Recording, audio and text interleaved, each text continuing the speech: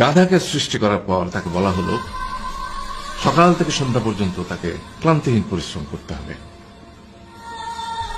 সারা জীবন তাকে পিঠে ভারী বোঝা বইতে হবে, খেতে পাবে শুধু ঘাস, আর তার মাথায় কোনো বুদ্ধি থাকবে না। তার আয়ু হবে 50 বছর। গাধা করজোড়ে সৃষ্টিকর্তাকে বলল, আমি এত বছর বাঁচতে চাই না, আমাকে 20 বছর আয়ু দেওয়া হোক। সৃষ্টিকর্তা সেটাই মঞ্জুর করলেন। কুকুরকে যখন সৃষ্টি করা হলো তখন তাকে বলা হলো যে সে হবে মানুষের সবচেয়ে বড় বন্ধু, কিন্তু সে খাবে মানুষের উচ্ছিষ্ট, এবং তার আয়ু হবে 30 বছর। কুকুর সৃষ্টিকর্তাকে বলল, আমি এত বছর বাঁচতে চাই না, আমাকে 15 বছর আয়ু দেওয়া হোক। সেটাই মঞ্জুর করা হলো।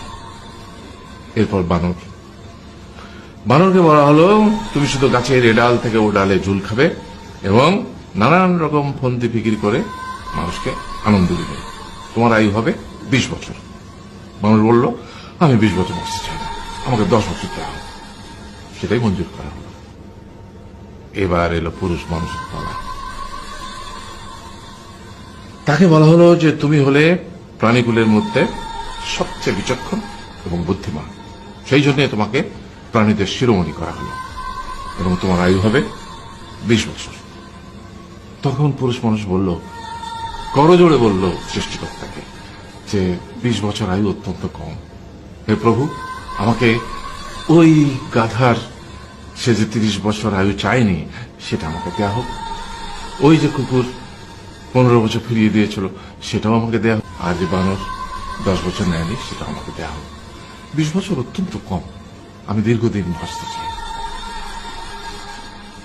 সৃষ্টিকর্তা সেটাও মঞ্জুর করলেন। সেই থেকে ছেলেরা পুরুষ মানুষ হিসেবে বাঁচে 20 বছর, তারপরের 30 বছর সংসারের বোঝা পিঠে করে বয়ে বেড়ায়, সেটা কার মতো? গাধার মতো।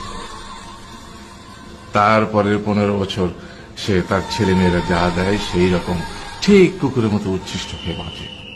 আর তারপরে বৃদ্ধ বয়সে ঠিক বানরের মতো, যেমন গাছের এডাল থেকে ওডাল ঝুল খায় বানর, তেমনি এই ছেলের বাড়ি থেকে ওই ছেলের বাড়ি, আর নানান রকম ফন্দি ফিকির করে তার নাতি নাতনিদের আনন্দ দেওয়ার চেষ্টা করে।